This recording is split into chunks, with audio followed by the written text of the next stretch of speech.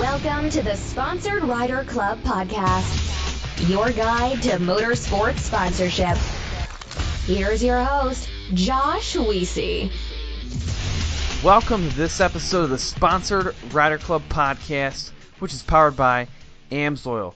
AMSOIL and I have teamed up to bring you value. Our intent is to help you learn how to better market yourself and drive more value for your sponsors. Ultimately, we're hoping to grow motorsports, but we need you to take action on what you hear and what you learn from this podcast. We want you to improve your program. We want you to increase your exposure level. We want you to increase your impact in motorsports. So here's a couple more things about AMSOIL. I love what they are doing with their marketing strategy. I've spoken in the past about the Runs on Freedom strategy, which is all about giving you the power to choose what type of oil you want to run in your machine, regardless of what the OEM may or may not try to dictate. There's a lot more about that out there. I'm not going to go into all the details today, but pretty interesting campaign. You have more power and more rights than you think when it comes to choosing what you want to run in your vehicle. Wow, I can't believe I just said vehicle instead of vehicle. Whatever. More things about AMSOIL. They partnered recently on a 509 Volume 13 video clip in which they took Lincoln Lemieux's race sled and lined it up against Scott Douglas's truck, which is full studded tires and everything, and ripped it around the track. Phenomenal footage. David McKinney, who was a former guest of the show, shot all that and absolutely nailed it in editing. I just love being a part of a company like AMSOIL, though, that runs strategies like Runs on Freedom, and then also runs strategies like what we've seen in the 509 video. Really cool stuff. Let's get into the content of today's episode. Our featured guest today is Keegan Kincaid. Such a fun guest, super knowledgeable, and he has his own Traxxas Slash truck. Like, how can you get much cooler than that? We talk about that in the show more. Before we get into that, though, a few more things I want to cover with you. One, I would love to get your feedback. I love it so much. That might have been a little too much. Go over to iTunes, leave a rating and review. That's the best way for me to get your feedback and also grow the show, because more exposure there in the ratings and reviews leads to more exposure to the podcast, which means we can continue to bring on phenomenal guests like our upcoming ones. We have Will Rogers, which would be our second NASCAR guest, and Ross Robinson coming on in the very near future. And then we're also releasing the live audio with Shelby Anderson. She was just on the show September 17th, 9 p.m. Eastern, and crushed it. She now works at Polaris Razor, and the amount of value she brought to the live video with her experience from Polaris was phenomenal. So that's going to be released on the podcast as well. Best way to ensure you don't miss that is to subscribe, whether it's on Google Play or Spotify or iTunes. Subscribe. Now, this episode is brought to you by SolderWeld. They produce game-changing metal bonding technology. TopThePodium.com. They're experts in motorsports sponsorship. Bold Racing. They're a family race team, and they provide phenomenal axles. GSP XTV axles, that is. Armor Coat. They simplify your cleaning process. Crash Addict Industries. They provide human protection and extreme racing products. And then Racing Addicts. They're providing a whole new spin on networking and motorsports sponsorship. I also want to shout out some of our other partners, including MBRP, Power Sports, HMK USA, Studboy Traction, GSP XTV, and One Stop Performance. And I must say, I specified MBRP Power Sports, but actually MBRP Exhaust as well. That's what I'm running on my truck right now, and it sounds so cool. It's absolutely ridiculous. Without further ado, though, let's hop in. I have Keegan Kincaid on, but I'm not going to really take too much time introducing you. I want you to do that, so go ahead and tell us a little bit about yourself. Hey, guys. Keegan Kincaid. I'm 28 years old, live in Crandon, Wisconsin, the home of off-road, short course off-road racing, that is. I grew up around short course racing all my life. Just kind of like RJ Anderson's story. My dad's raced for over 25 years, and I just followed in the footsteps. It was just blood, and he's a 7-time pro light champ in short course. So we've been through core, more, everything down the line, and I've known nothing else but racing all my life. And I just grew up in small town Crandon, Wisconsin. So from the Kincaids to the Flannerys to Keith Stamper building race trucks, that's what we do, is building off-road race trucks for a living and going and racing them. So when I was younger, though, I really wasn't huge into racing. I was into sports. I loved basketball, football. Never really got into racing a whole lot until after my college years. And but when I was younger, and I still am involved right now into basketball, and that's a huge part of my life and really passionate about it. But I really found that I wanted to race after my dad gave me an opportunity to hop in a pro light. And it was just one of those moments, adrenaline rushes, and I was hooked from there on out. So a little bit more, I guess, from when I was younger, my dad and we would travel to the races as a family. We were really family oriented. Wherever my dad went, the family went. My mom didn't work. She worked for my dad. Huge part of my family. And it's just been an adventure, and it still is. It's still a family sport for us, and we enjoy doing things together. I have my own family now, so I enjoy doing it as well. But that's just a little bit of background about myself. Yeah, and I just want people listening to let this sink in. Actually, I want you to do an experiment. Everybody do an experiment.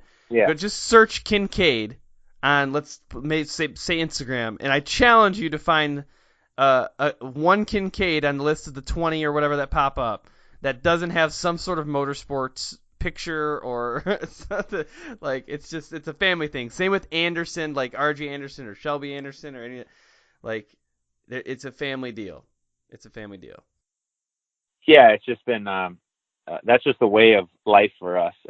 Whether it's RJ or even LeDukes, it's something that has been it's in our family. It's just a way of life, and you don't know anything different. So it's kind of cool in a way. And people are asked, come up to you and ask all the time, is it weird being racing? Well, I don't know any different. So yeah. It is. I feel like I'm a normal guy to anybody else, and but it's definitely a cool feeling to be involved with all of it. No, that's perfect. And we were talking a little bit in the pre-interview where your family gets involved with some things. So just I'll dive into this right now. I interviewed Todd Robinson of Vision Wheels out at Vegas to Reno. Actually right now, today we're recording is August 23rd, and I interviewed him on, I think it was August 16th. And, he was talking about you, and he knew everything about you, like all your finishes and all the details. It's obvious that you guys have a good relationship. But the cooler thing about it was when I published the episode, your entire family, it seemed like, at least 3 to 4 Kincaids were sharing the post and basically saying, hey, Todd Robinson did a great job, blah, blah, blah. And I thought that was pretty cool. I don't know if I've seen that before.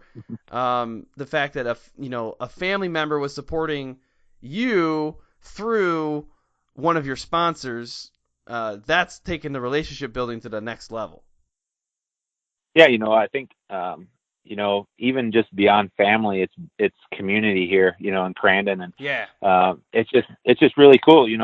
For example, just off of motorsports, I coach girls varsity basketball in the winter, and we actually got an opportunity to go to state, and we made it to state, and just to see the community and everybody come together and support you, and whether it's there or whether it's racing, they have my back, and my sponsors are the same way. I was actually supposed to be in Vegas on with a sponsor, and here I was at state basketball. So yeah, it's just really cool to have all that support, and I definitely appreciate it. Definitely. I just thought that was kind of a cool thing. And I guess while we're on the family topic, and then people, if anybody's listened to more than one of my episodes, they've probably heard me explain. They've probably heard me like dive into the connections in the network and the weird ways that people get connected. So in this case, I was at actually my old job now, and I was talking to a guy randomly who I talk to every single day. Like there's no reason for this conversation to be any different. And we brought up my podcast. We're like, hey, what do you got? Oh, he's like, you should interview Keegan Kincaid. That'd be cool. And I was like, yeah, heck yeah, like that'd be awesome. I'd love to do that. He's like, oh, he's basically my cousin. So like, let's hook this up. And so that was if I get this right, that's your brother's cousin's husband? No, is that right? It's my cousin's husband. Cousin's brother. husband, yeah. So, yeah. It's a Wow. lot. But anyways, we're all so tight, anyways, and we know everybody. So that's just one of the things. Like the networking is so cool to be involved, like in motorsports in general. Is everybody kind of does know everybody, and if you don't know them personally, you definitely heard of them. So it's kind of cool, and it's fun to be in that circle. So yeah, definitely. And I'll share some experiences for me that's been pretty awesome. Last year, well, actually, I'll go way back. I started this podcast December 6th of 2016, and I legitimately didn't know anything. I still barely know anything, but like I feel like I at least know people now. And I started this podcast. I didn't know anybody. I went out to Vegas to Reno almost blindly in August of 17. So like 9 months into this, doing this show. And I started meeting all these people. I was like, I don't know exactly who you are. Like your name is vaguely familiar. But then definitely nobody knew me, right? Or at least maybe a couple people here and there. Well, I went back this time. I'm like, hey, what's up, Mike? What's up, Lucretia? Like, how you doing? And they're coming up to me. One guy was like, this is the most hilarious thing, because I do these live videos on Facebook too, and I usually start off doing something silly, and part of the time I wear a cowboy hat. And this guy's like, are you the guy that does the live videos with the cowboy hat? I was like, yes, I am. Like, high five for noticing.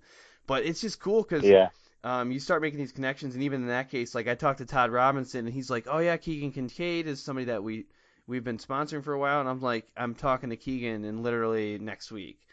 And it's just weird. It's pretty cool. I mean, I like it. I get a kick out of it.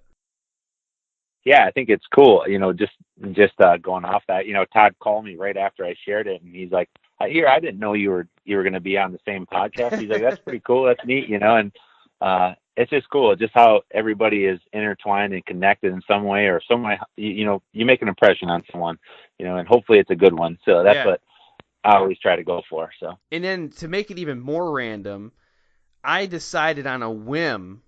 This would have been Thursday morning on August 16th. I decided on a whim that I'm hungry, and my crew is running like 20 minutes behind. I was like, I'm just going to grab some Denny's, because why would you? I mean, if you're hungry and it's the morning time, why not eat Denny's? So I went to go get Denny's, and I ran into these three guys wearing Vision shirts, and I was like, hey guys, like, I'm Josh, nice to meet you. And they were like, hey, we're from Vision, and one of them was Todd, right? And they're like, why don't you sit down and eat breakfast with us? I was like, done. And then I said, why don't you come and sit down and interview with me? And Todd's like, okay. But I didn't have that planned ahead of time. That was all just like, it's strange how great. It's strange how like my random decision to eat at that exact moment and their decision to eat at that exact moment led to someone in your family sharing a Facebook post. I don't know. That stuff blows my mind. Yeah, it's just it's the unknown, I think, which is the coolest, and definitely. That story is just one of many examples, So it's just cool, just not knowing and finding out and just trusting, I guess, is one of the biggest things. Definitely. Well, you gave a pretty good background there. I mean, is there anything else that you haven't covered? I mean, what else in your journey do you want to share from when you started racing to where you're kind of at today? I guess from the point where I started racing in 2011.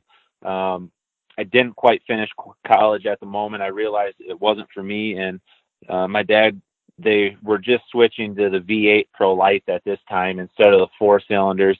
And my dad has been building trucks since I remember. And he asked me for the first time, "Hey, you want to build a truck with me?"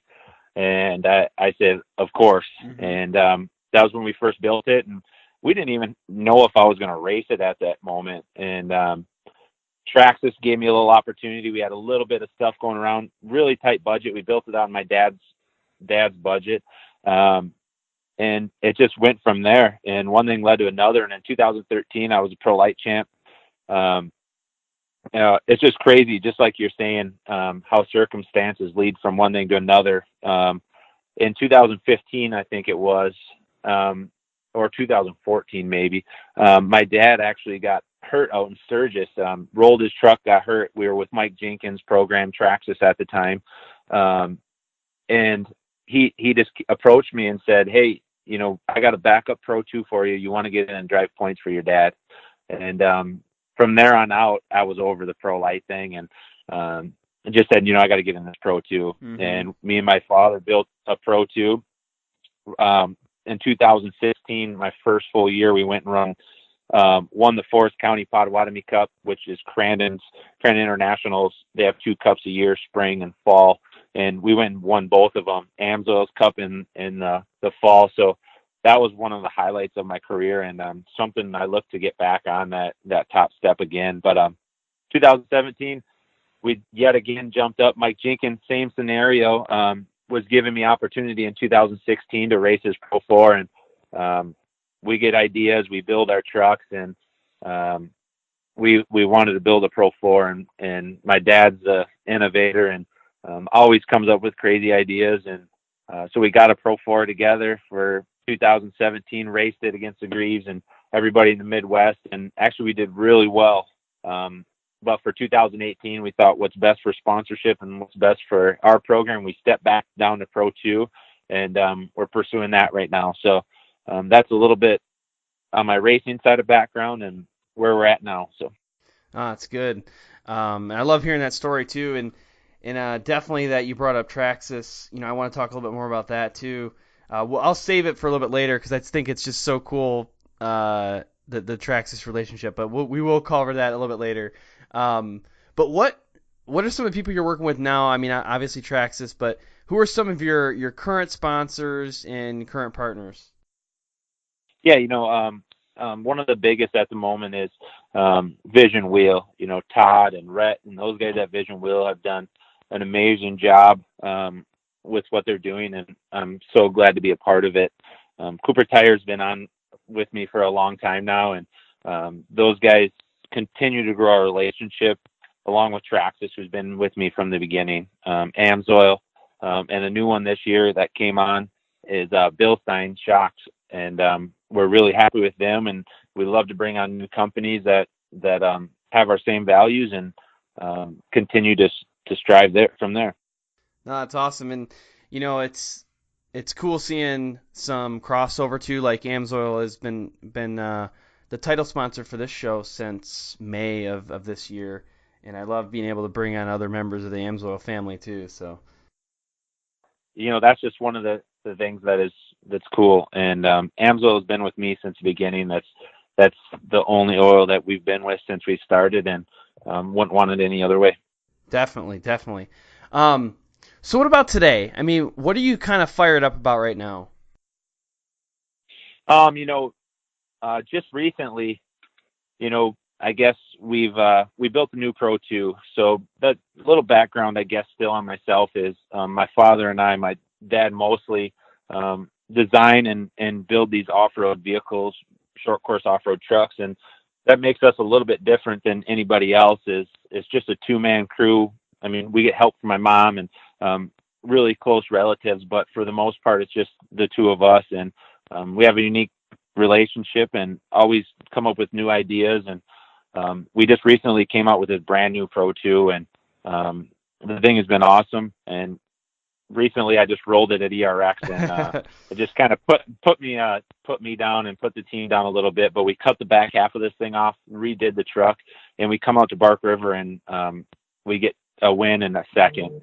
So we couldn't be more proud of how things have started to go, and momentum going into Fall Crandon, one of the biggest of short course events of the year. And we're really looking forward to that. I love it. It's my hometown. it's something that I really enjoy coming to do every single year. And if you could put it on the top spot, it's even better. Yeah, and it is pretty cool being that Crandon is, like your hometown, and that's like an iconic, iconic town for an off-road world. Yeah, whenever I try to explain where I live, I say, do you know the off-road races? And 9 times out of 10, someone's like, oh, yeah, you're from there? All right, cool. I know where that is. Yeah. So that's what's kind of cool is that when you come into Crandon, you see a home of short course off-road racing sign. And that's just cool to see. And it's definitely fun to be here. So definitely. Well, in a minute, we're going to dive into the whole sponsorship tactics and strategies, the real reason why people kind of dive into the show, too. But right before that, I want to take a minute to thank the sponsors for this podcast. What's up, everyone? George Hamill here. As a professional off-road racer, I'm always seeking a competitive advantage. My vehicle, tools, and products must perform flawlessly for me to excel on the racetrack. I only use products that help me succeed and provide me an edge over my competition. One critical area that affects racing is weight. And this is certainly true for UTV racing. Mud, dirt, and grease can accumulate under the vehicle and on the tires, decreasing speed and performance. So in 2017, we partnered up with Never Lift Racing and their amazing product Armor Coat. This spray-on product performs. Not only does it reduce the effect of mud while racing, but it also makes cleanup quicker and gives my vehicle a professional appearance on race day. Armor Coat spray is a critical part of our race program. Grab some today. You'll be amazed. Whether you are a professional racer like George or a weekend warrior like myself, Armor Coat can make a huge difference in your life. Armor Coat from Never Lift Racing is a unique solution formulated to help prevent mud, clay, and ice from sticking to the surfaces that you treat. This cuts your cleanup time in half while keeping your machine looking new. So I want you to go check out ArmorCoatProducts.com for the latest off-road care products. One of the most common emotions that our listeners experience is kind of the overwhelming nature of what to do next. Like, some people get stressed out about how to put together a media kit, how to build their own website, how to reach out to sponsor. And although this podcast is going to give you a lot of examples on how to do that, sometimes you just need a little bit more help. And that is exactly why we have partnered with TopThePodium.com. So they're experts in this stuff. I mean, they can help you build media kits. They can help you reach out to sponsors. They can help you build a resume, building a website. They can help you with basically setting up your social media platforms. All of this is available to you. Simply start with TopThePodium.com. Go check them out. You can find them on Instagram, Twitter, Facebook, or just at their typical website. Get a hold of them and ask, what can I do to better position myself in this motorsports industry? That's what they're there for, and that's why they are very great partners for this podcast. Safety is our overriding priority. I hear it all the time, but I have to ask myself, is it though? Is that the first thing we think of? Is that the first thing you think of? Over the past couple of years, we've seen the performance of production UTVs increase, somewhere around 350%. That means these machines give us a lot more opportunity to have fun and win races, but it also, unfortunately, gives us new opportunities to crash. And that's why we have partnered with Crash Addict Industries. The owner, Travis Pointer, became very accustomed to crashing early in his career. He saw it as inevitable, and he set out to make the process safer. With a passion for racing, welding, and engineering, Crash Addict Industries now produces full cage and other protection systems intentionally designed to protect you during an accident on the track. They also offer a line of human protection products through their vendors.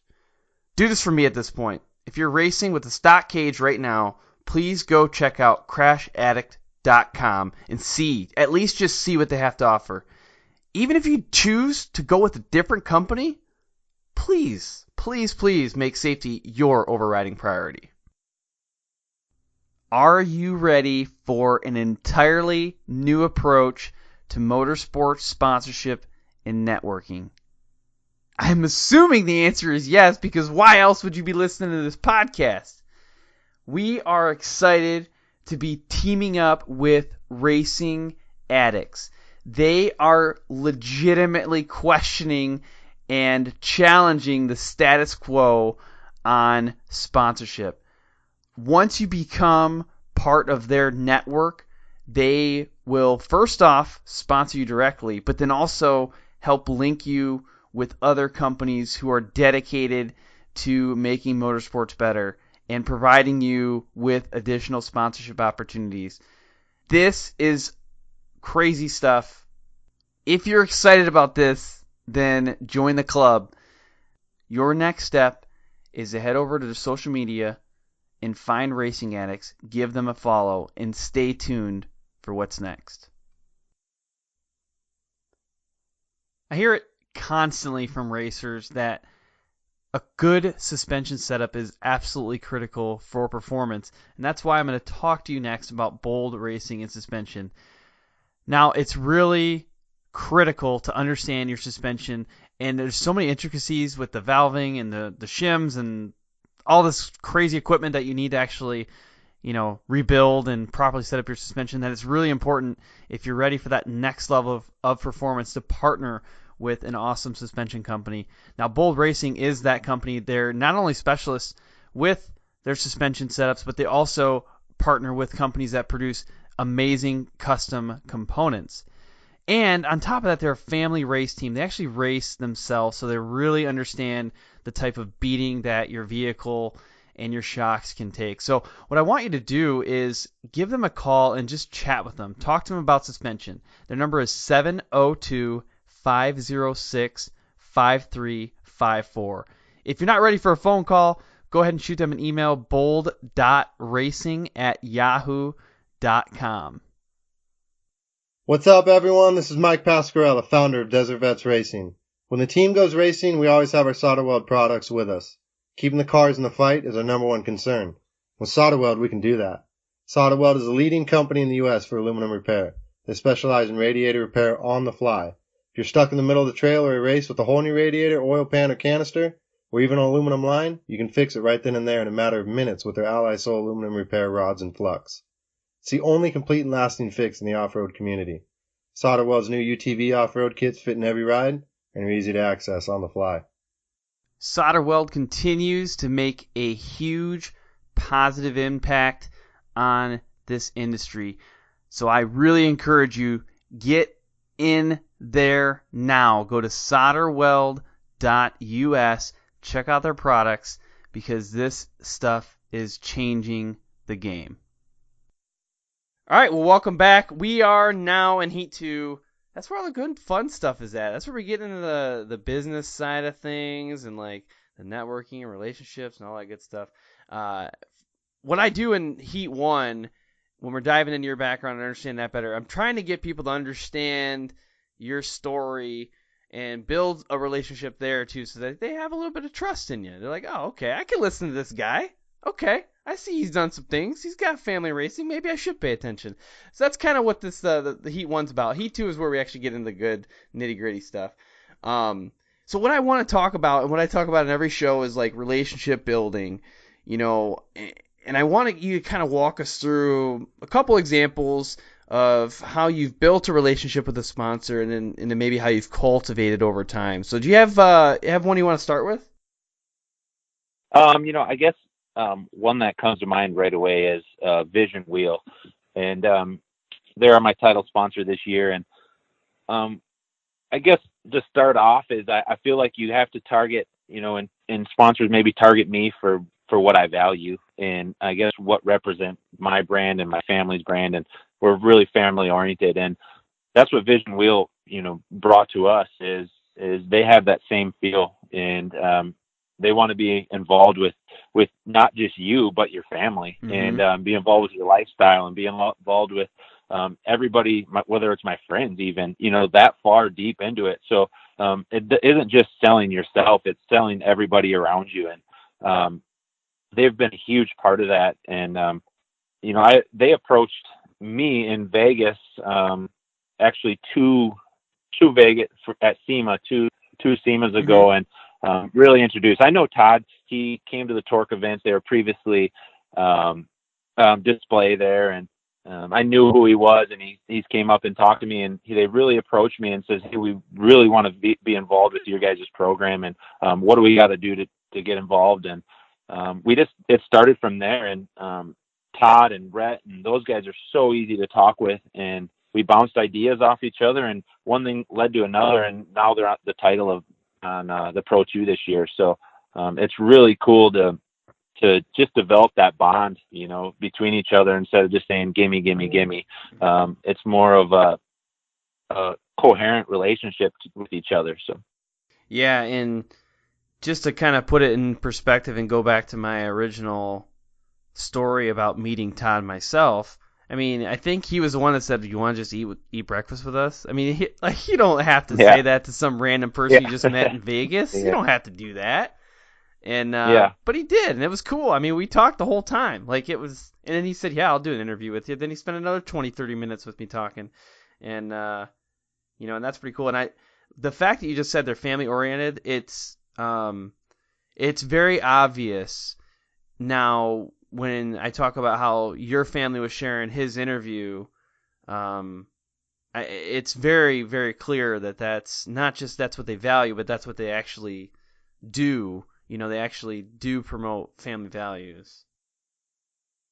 Yeah, and that's kind of, when I sit back and just think of, okay, what am I selling to someone? It's not just me personally. It's my dad. It's my mom, my wife, my family, my friends, because just a funny example, my friends do some sort of theme for Crandon every single year, fall Crandon, whether it's Christmas last year or this year it happened to be this year it's superhero theme. So and it's just funny because Vision Wheel is always on board with it. Oh, hey, what's the first thing Todd texts me is, hey, what's our theme this year? What's our theme? And we had a Vision Wheel Christmas in Crandon last year, and it was just cool. That's just something that is just on top of. We didn't have to do it, but it's cool, and it makes you stand out, and something to look back on and just memory. So yeah, I really like that concept too. I mean, just from a lot of times in the show, I'll ask, like, what's something unique you've done to promote your sponsors or your brand, and that's a good example of taking an event and spicing it up a little bit and making your team stand out. I see a lot of teams do like some shirt that has, maybe it's a hashtag they created for the event, or at least there's a theme. You can look, you're like, oh, I know exactly what team you're with. But in this case, it's taking that to the next step and saying, like, not only we're going to have some matching thing, we're also going to have some theme that you would not have expected. So that's pretty cool. Yeah, it was cool. So last year Crandon has a parade every Friday, and thousands of people line the street. So we had a Christmas in Crandon theme. I don't think many people are happy that they wanted Christmas so early, but it was really cool and something memorable. And we threw out Santa hats, and Vision Wheel was on board with it. We had some people up on top. It was just a all weekend event that was really cool, and built a huge sleigh out of wood. I mean, I could go on and tell stories about this, but it's just cool to involve sponsors into little projects like that. Yeah, definitely. And I will say too, one of the things that I try to promote in this show is the understanding that a business or a company or a sponsor, it is really human beings making decisions. And usually, even if it is a bigger company, there's usually a few that you deal with. You're not, a lot of times we'll say, like, I use AMSOIL as an example. Someone might say, oh yeah, I'm working with AMSOIL. What does that mean? All, like, every single employee? No, it means probably like 2 to 5, depending on the size of your program. And each one of those people has their own individual personality and their own way of doing things. So I like to remind people of that. And this is a good example. Like, I think Todd just kind of stands out in this scenario because he does, as a human, he is legitimately interested in your career and how you're performing, and also other athletes that he sponsors. So, I mean, Vision also sponsors Jim Beaver, and who's been a guest on this show now 3 times, and Rob McCachran, and obviously they were paying close attention to Rob's performance at Vegas to Reno. But like when I was talking to Todd, I think even off the air, he could tell me every single stat of all the people that he supports, and not only that, but like what events they've been to this year, and it was pretty incredible. And it's tough to sometimes remember that there's a human being sitting behind the sponsorship deal, and they have legitimate interests as well. Yeah, exactly. That's something that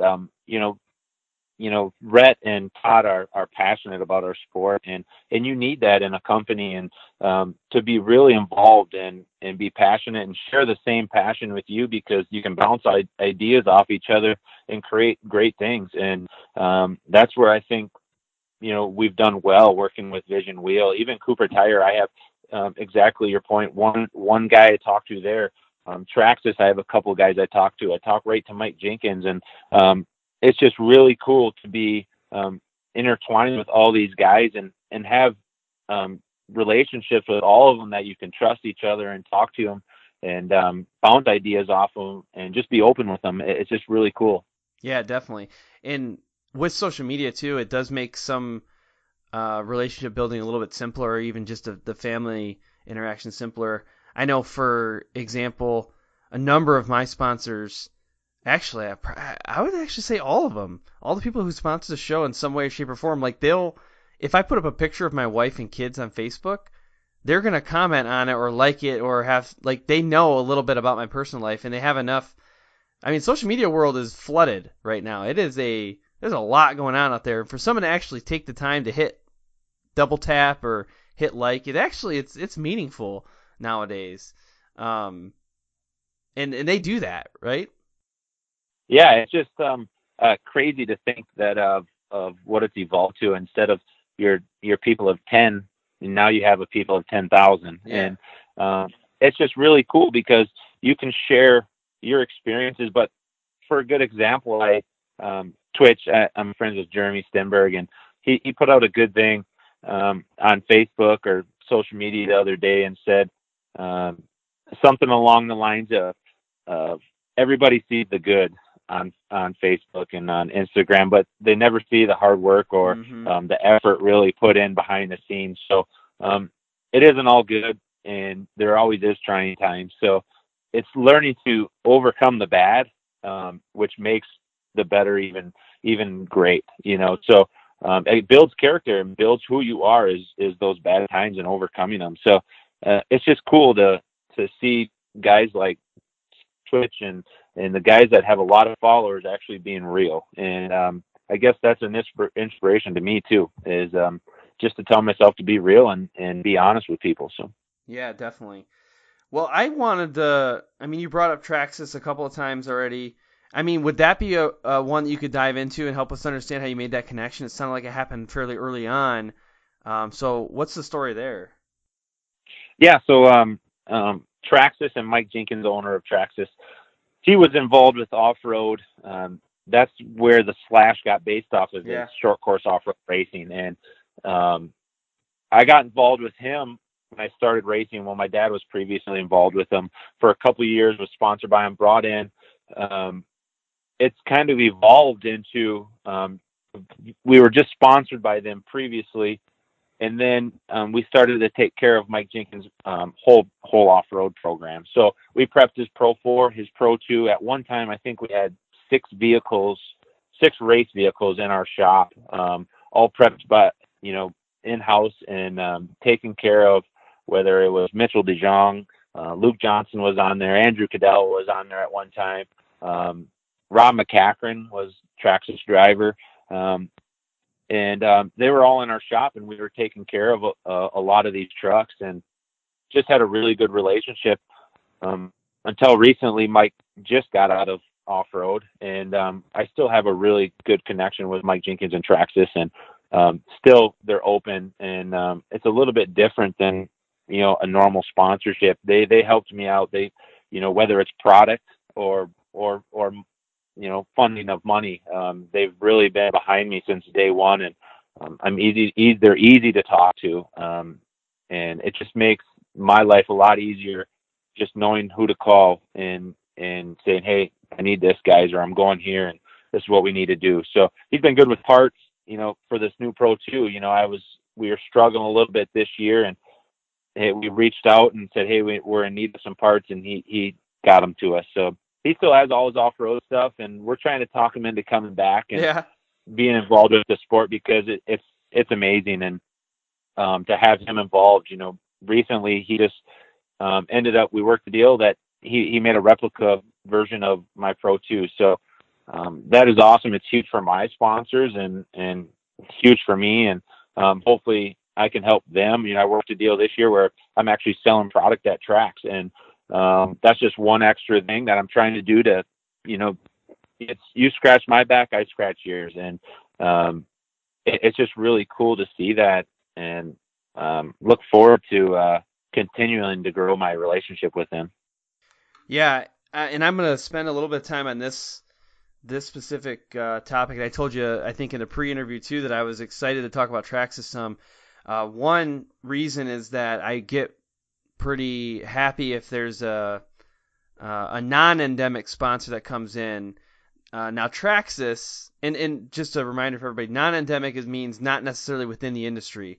Now Traxxas makes vehicles that are like, they're electric and nitro powered remote control vehicles that, maybe they kind of cross over in that world, but they're closely related, but it's not necessarily part of the industry. So that's money and funding and support that comes in from outside of just the true motorsports world. Obviously, Mike has clear connections to the off-road world, and it's provided inspiration for these toys and these. I don't even know if they're toys. They're pretty amazing, expensive things, but I think that's cool. And then number two, you already mentioned it about how you have a truck, that's modeled after your full size truck, and I know Justin Lofton has one as well through Traxxas, and he was had that on display at Vegas to Reno for his trophy truck. And I don't know if there's I don't even know if there's really a cooler thing out there than that. Like, if you're a superhero, you want to have an action figure that's you, and now in this case you've got a Traxxas Slash that's you. I don't know if there's much things cooler than that out in the world. Yeah, that's awesome. It's just an awesome opportunity that I got through Traxxas, and that's one thing that I guess we can use sponsor to sponsor to help each other. And I approached Vision Wheel and said, hey, Traxxas has offered to do a replica version, and they hopped on board instantly. We want in, and it was really cool to see them intertwine and be able to work within sponsor to sponsor and have a good sponsor relationship between each other. So I previously did have a replica when I drove for Traxxas, but never have I had a replica that didn't have a full Traxxas livery. So it's just been really cool, and they've been really great to work with and easy to work with, and they continue to grow, whether it's with their new realism. They got their new desert car out, like you said, Lofton, and the new X-Max, and they continue to grow, and they have that same value. Mike Jenkins is really a family man, and goes back to the values thing. Every sponsor that I have has really close to the same values as me, and easy to work with, and bounce ideas off each other. Yeah, and definitely. And I don't know if I've really ever talked about it in this show, but I love Traxxas stuff. It's just so cool. I've had a T-Max. I've had one of the Traxxas Summits, which is just so much fun. Holy cow. And then I had the Alias, the Latrax Alias, completely, let's just say I shouldn't be flying quadcopters. But they're just so cool. Every one of them I love. I'll go to stores to just look at them. Such cool stuff.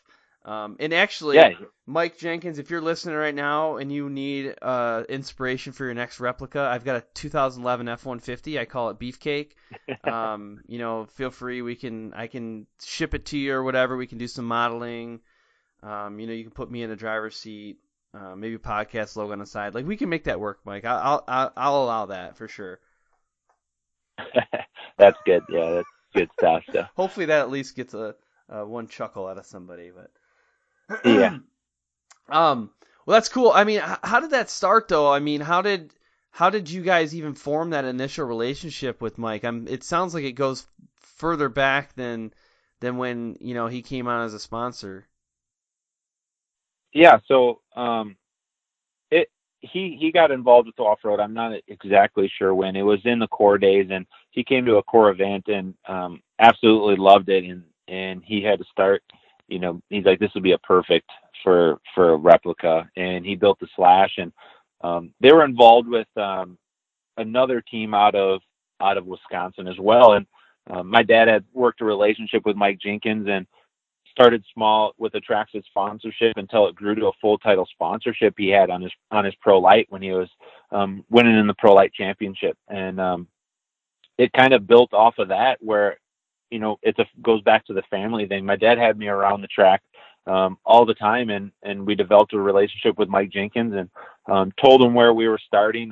We built our Pro Light, and got into it, and we really didn't ask for much. We just wanted a little help. Hey, Mike, can we run underneath your awning, and can we do this? And it started little like that. And it went back to, well, we started performing well. I started winning, and I started doing well with the little that we had. I was pretty much running off of my dad's budget that he had to run. So it was, really thankful for my dad that he was able to, have enough to kind of trickle down into my program. And Mike finally we just started approaching him. We started working out different types of deals. We approached him with, instead of just upfront money, hey, Mike, we worked out different types of deals with him, whether it was product or whether it was where we could make that money up somewhere else where he didn't have to upfront it. And it worked out really good that way. And one thing led to another. We started building his race trucks for him, and really just became really close with him. Could call him and talk to him, and let him know what he wanted. And we were prepping his race trucks, and it was just a different type of relationship. And we still have a good relationship where we can text him and get something if we need it. And he can always text us. If he wanted to come race, he could come race tomorrow. So it's really cool to be able to be open with each other and bounce ideas. And like I said before, just keeping that open relationship where you can have that opportunity and don't burn bridges behind you. So. Mm-hmm. And it's interesting to me whenever I ask people to dive into how a relationship formed, especially for ones that have multiple years in the making. It's hard to actually recall the individual things that happen, because your relationships have become so intertwined and your lives have become so intertwined. You kind of forget. I know I've run into that with Bold Racing. So Jimmy Moore owns Bold Racing, and for people who don't know already, that's who I spent the last two Vegas to Renos racing with. And it's hard for me to remember exactly how we first made a connection. I know it was on social media. It was through my company Impact Fuel, which is a separate kind of social media site than what the podcast is run off of. And we interacted a few times on there, and then all of a sudden one day he's started talking to me, and we got along, and then next thing you know, he's sponsoring the show, and then next thing you know, he's inviting me out to Vegas to Reno to race with him and hang out with his family, and then even this year it was crazy. I feel like I've known him forever, and it's really only been 2 years. I feel like I've literally known him forever, and he hands me the keys to his brand new Dodge Dually diesel crew cab and his 44-foot toy hauler triple axle with his wife and youngest son in the passenger seat. He's like, hey, I need you to chase with this truck in Vegas to Reno. We got to hit 14 pits and drive 500 and some odd miles. I'm like, yeah. And I told him, I said, you remember the last time, how many times have we actually met face to face? He's like, this is the second. And I was like, yes, that's right, man. Yeah. But he trusts me and I trust him with a lot of things too. So but you forget that. You can't even remember all those little intricacies, which is good. Yeah. I think those are the best relationships. It's hard to go back. And I think that's how a lot of, especially my relationship with sponsors is starting at a personal level first, is getting to know each other and trust each other, whether you're working with a marketing guy or with you, is to connect with each other first before you even go and start asking for things. So I think that's what's, a lot of my sponsors has come from that way. I've known someone personally or got to know them personally, and really got to trust each other, and then ideas came out after that. So. Mm-hmm. And building that trust relationship it's kind of essential thing that we talk about with this show quite a bit. And I'll just share some insights around after doing this. I don't even know what episode this is going to be, 100 and something, maybe like 104 or 5 or something. But after doing 100 plus episodes and just my own experiences with sponsorship, they do form a lot of times based off of a personal relationship. I mean, especially it starts definitely for the smaller scale that way. Some of the bigger, large scale contracts that ensue are a little bit more complicated than a personal relationship, but usually it starts from that. And me personally, what I look at, if a company wants to come on and sponsor this podcast, I get to know the people first, and even the products. Like, I get pretty excited about the products for the people who sponsor the show, but I actually get more excited about the people first. I remember the first time I talked to Lance Robinson. He's the owner of SolderWeld. I met someone that works for him out of Vegas, Reno last year, and he called me and he shared with me like his vision, and I was sold. I was like, I've never used your products right now, but there's no way they could be bad. Like, there's no way with the way that you just talked to me about your vision and strategy. There's no way that this could be a bad company. And, so that's kind of been my approach, is I start with kind of the people first, and then I go in like, oh, and you also have amazing products? Like, that's phenomenal. Yeah, and that's kind of how, just like you said, I feel like 99% of relationships start at the personal level. And if you're not passionate about the product, I mean, I think you're making a wrong turn. Yeah. In my opinion, I'm passionate about every single thing that is on my truck or that I'm involved with. Even, some of us take product sponsorship because we're passionate about the product that they have, and we want to help them grow, and I have a relationship with, many people that I just wanted to help out, and I'm passionate about their product. We have the same values, and we'll grow together and hopefully benefit each other and just grow your network. And because each person knows someone else, and it's all a network that if you can get intertwined with, you'll be better off. Definitely. Well, I mean, we just talked about a lot of, butterflies and rainbows and happy endings, but there's got to be some examples out there where things didn't go right or the way you expected with a sponsor, whether you made a mistake or maybe somewhere on their end it didn't work out right, without getting the names and stuff. Do you have any examples like that? I don't have any specific examples, I guess, of things going bad. I mean, I guess one thing that just comes to mind is you will get a lot of no's, and and that's sometimes it's hard to take. I still take those things really hard when someone says, "Hey, we can't do it," and that's just tough. But that's the reality of motorsports, is not everybody's going to say yes, and you might get someone that approaches you, and you might not get someone, and you might have to approach someone, and it's just the capitalizing on opportunity, and I guess is being in the right moment and being in the right situation to be able to capitalize it on.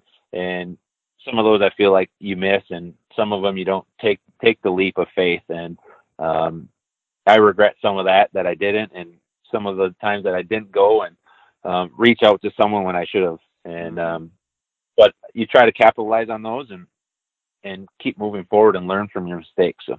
Definitely. Well, what about social media? I can't do an episode without talking about social media strategy, because it's just a big part of what we're doing. I mean, what's your strategy? What goes into it? Do you have any thought processes, or do you have a structure for your content? Yeah, I try to, but I guess this is hard to follow that's a good start. Yeah, I try to. And I know it's just tough because I'm balancing. I guess my day job is working on race trucks and being fully engulfed in prepping race trucks, building race trucks, and trying to intertwine people and get involved with my program, but not give away too much. You know what I'm saying? Because we're still in the competition side of things. So I don't like to show a lot of that side. I know a lot of fans would like to see it, but we like to win, and we're a performance. I feel a performance-based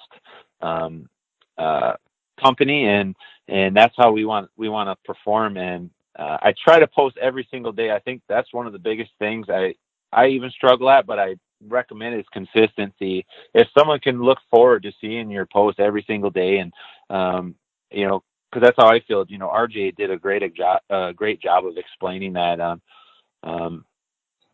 Everybody has their own personality, and just be yourself and be more open. And I know I have to work on things like that.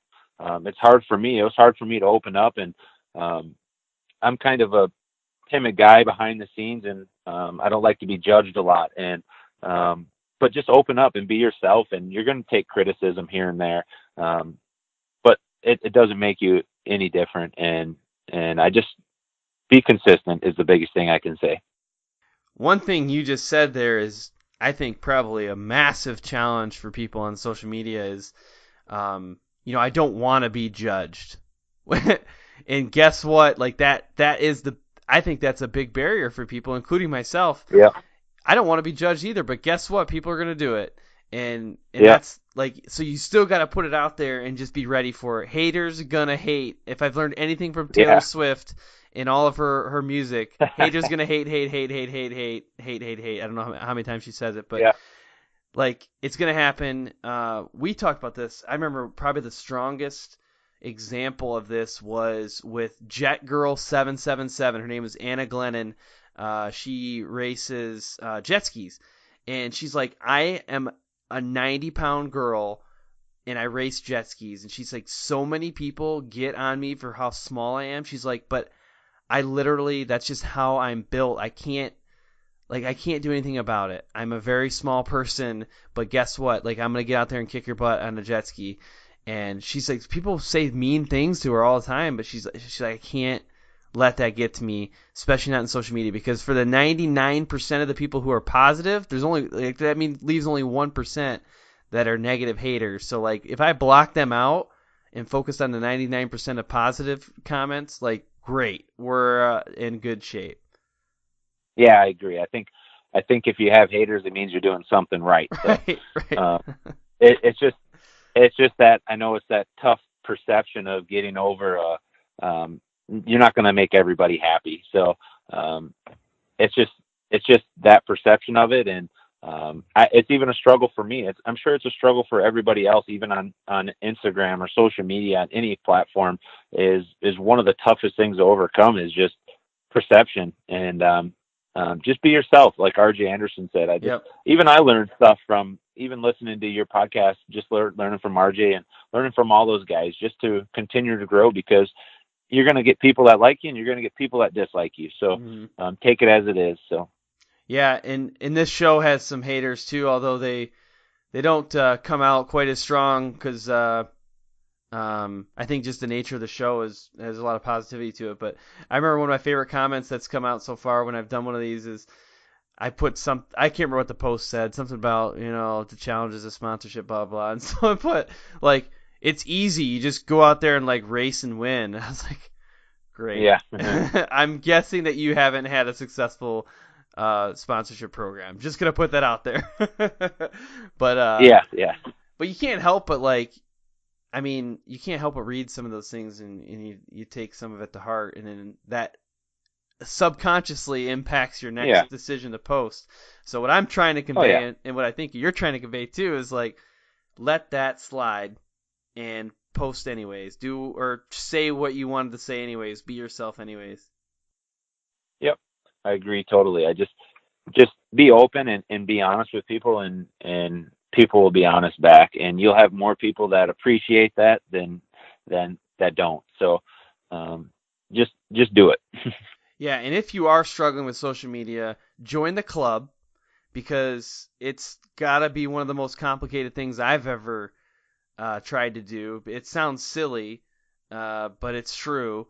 There's just so many algorithms, and like you're actually messing with human psychology and trying to get people to engage and like and share, and it's a messed up world. But I'll tell you what, I just posted something up the other day, and it got a crazy amount of likes. Now, it was 4x4 Barbie, Pleasant Cook. It was a picture of her. Like, I'm sure that helped my case.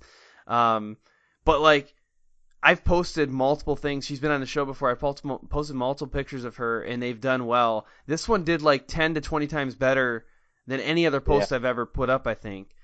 How does that happen? Was it the time of day? Yeah, Did I use some special hashtag?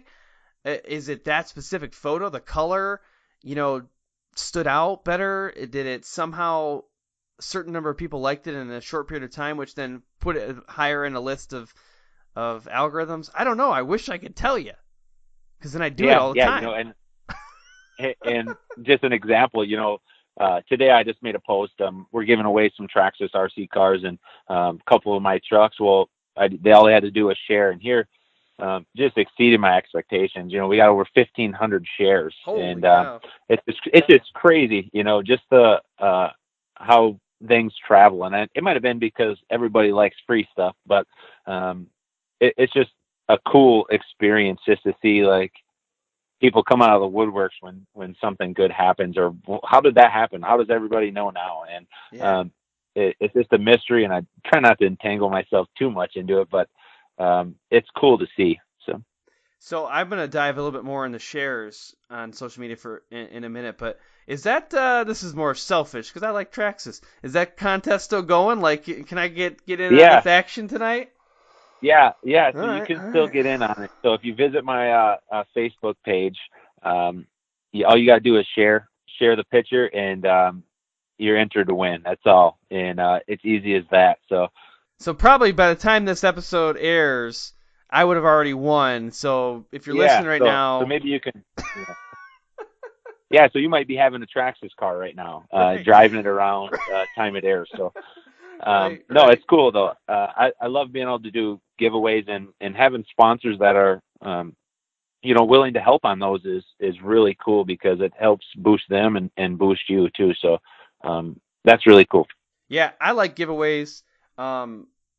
I think it is a good way of a good use of social media, and it's relatively lower, like even relatively lower cost items I think have some success with giveaways. So I definitely encourage people, if you haven't already done something like that, give it a shot. Talk to one of your sponsors and try it out, or if you have your own branded product, give it a shot. But around the social media shares, I definitely don't get it half the time, because I've seen things where I'll get something shared 10 or 15 times maybe, and like hardly any likes, comments, or anything. And then there'll be nothing, like something that's not shared at all, and it has this a much higher 10 to 20 times the engagement. And I don't get it. I'm like, what is going on in this world?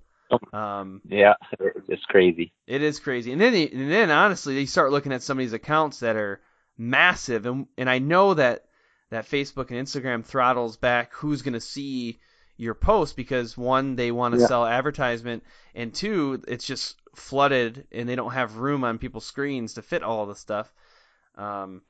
But like, you see someone sometimes with, I'll say Twitter for example, actually, to go away from Facebook and Instagram, someone with 5,000-10,000 followers on Twitter, they put up a tweet or a post, and even throughout the day, they don't get any likes or shares. I'm like, man, how is that possible? What happened? It's good content. It's Well, either way, hey, we're already at the hour mark. Do you want to kind of hang in there for another question or so, and then I'll kind of close things out? Yeah, no, that's no problem at all. I'm good. I'm good. Still good. Keep going. Okay, well, we'll kind of transition into the main event here, and we'll condense it down a little bit in consciousness of time. what I want to know from you is, it's actually been one of my favorite questions to ask people. So when I skip the main event like all the time, people are probably like, just get rid of it because you skip it half the time. But I try to ask this question now, and it's around other people that you would sponsor. So if you could sponsor any athlete in the world, who would you choose and why would you choose them? Uh, I think I would have to sponsor my dad. Just off of pure of owing him that, and he's been there. Like, I wouldn't be where I am without him by far. He's taught me everything I've learned, and he's just been my biggest role model. And I'd love to be able to give back to him. If I had the money right now, I would have him 3 trucks and have him racing. Right now he's kind of retired out of the racing side of it, and he's just as passionate about building. But I'd love to be able to sponsor him, whether it's even on the building side, not even racing, and putting him in a show or something like that. I think would be really cool. And he's just one of the hardest working guys I know, so it's really cool to have him on my side in the ring. So it's fun. No, I like what you said too around, you feel like you owe them. You owe him, and that is, that plays into things. If you're deciding to help somebody, you're deciding to sponsor somebody, or whatever it may be, feeling like some responsibility or like emotional connection to somebody's success, right? That plays into it. I went into this, and I don't know if people know this or not about me, but I'm actually a pretty competitive person. I've never been a racer, but in anything I try to do, I get pretty competitive about it. Like, don't play mini golf with me because it's going to get uncomfortable really quickly. Ask my wife. But I went out to race with Jimmy Moore of Bold Racing twice now out in Vegas, Reno. I've said that probably 30 times in the show, but we had some rough times on this last run. Last year we finished the race, which half the field doesn't finish. And we I can't remember what the place was, 12th or 13th. Like, it was decent that was our first time doing Vegas Reno, and we were all excited and proud. And this year we're assuming like we're gonna come in there and get a top 5, right? And it did not work that way. I mean, we were out very early in the race for some things that we wouldn't have predicted mechanically, and I told Jimmy when I was done, I was like, I'm legitimately like, I want you to win. Like, I want us to win. I don't know what I'm going to do different next time, but I got to do something to make us win. Like, I feel like I owe it to him, to your point earlier. Like, I feel like I owe it to him to get a win.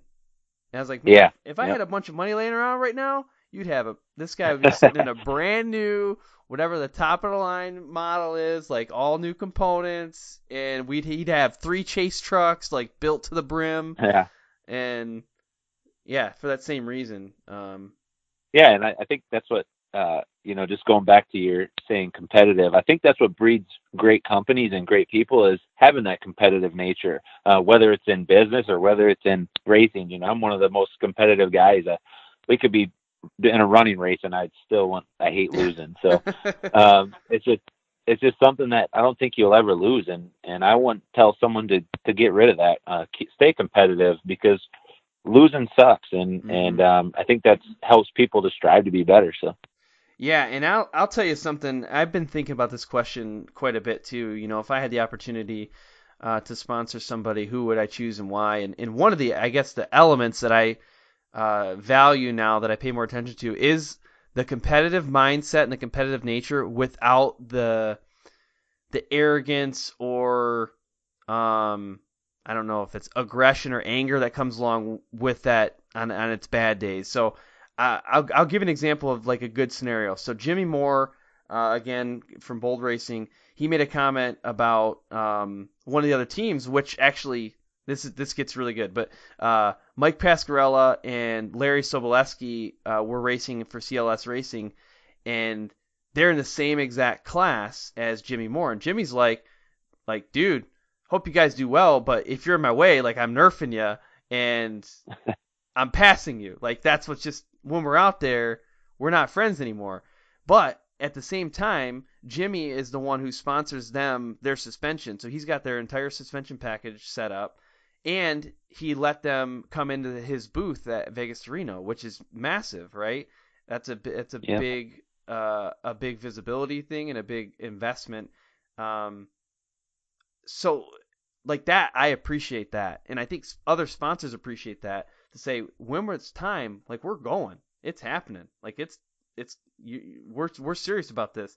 But when we're off the track, I'm going to support you, and also actually when we're on the track, if you flip over, I'm right there flipping you back. I'm not going to leave you flipped over on the side of the in the middle of nowhere in the desert. Like I'm helping you figure this thing out, and then we're racing again.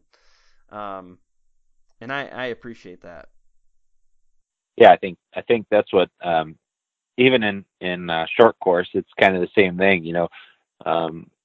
People I think work together, racers work together, sponsors work together, and when you're on the track, it's that competitive nature. Well, we're not friends anymore, but as soon as you come off the track, it all changes, and you're kind of helping each other. How can we help each other out? And I guess that's it's not just in short course. It's probably the majority of motorsport is a tight knit connection, and except when you hit the track, it's ready to do battle, and all that goes out the window, but you still have that respect for each other. So it's cool. Definitely. Well, we'll kind of wrap things up at the finish line here. If you had to kind of leave people with one thing to remember or take away from the show, what would that be?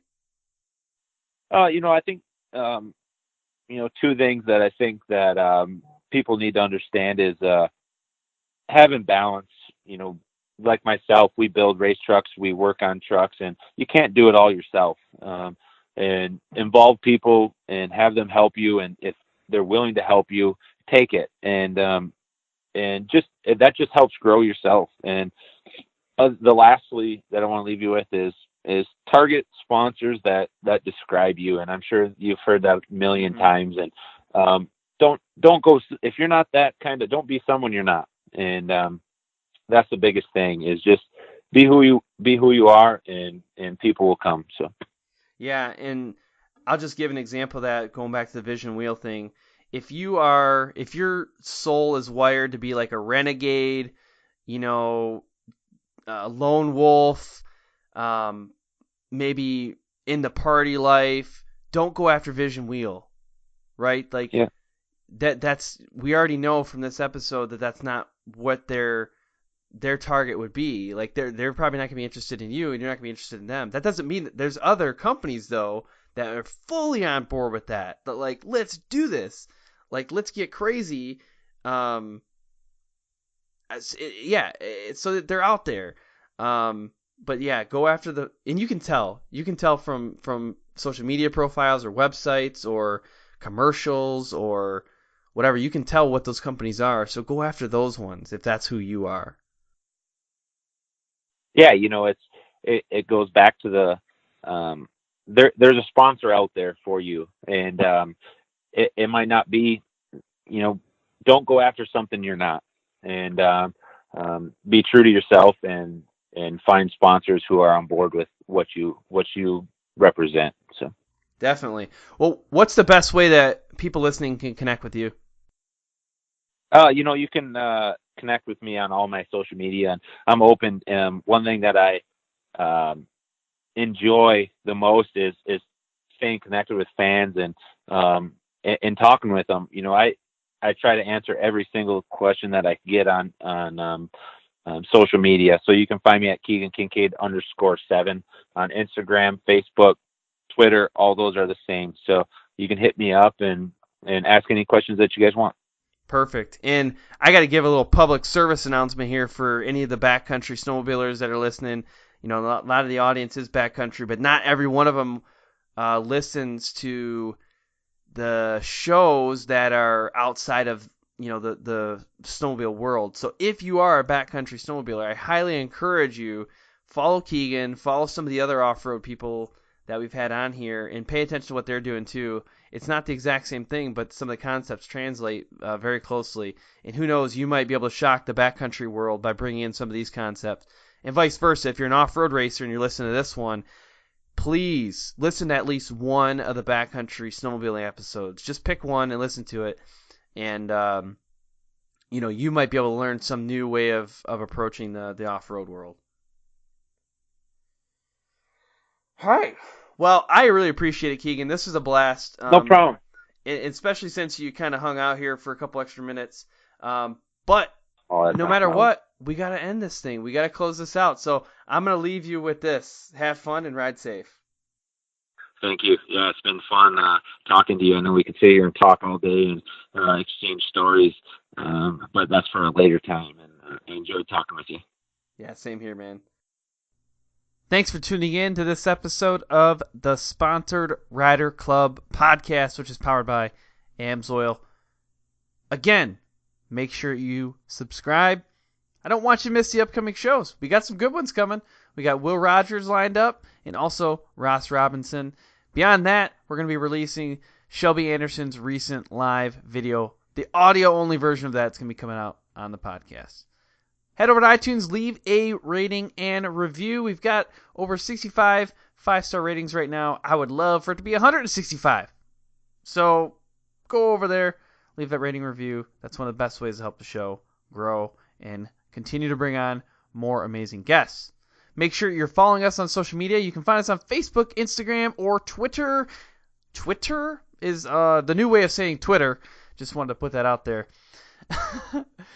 Also, I really want you to pay specific attention to our Facebook page. That's where we do our live videos. We had John Ferrian on a couple weeks back. We had Shelby Anderson on, and Shelby crushed it. John crushed it. Good times. Our next live guests are going to be in October of 2018.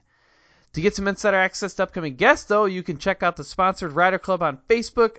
I also tend to share little tips or even announcements for sponsorship applications on that page.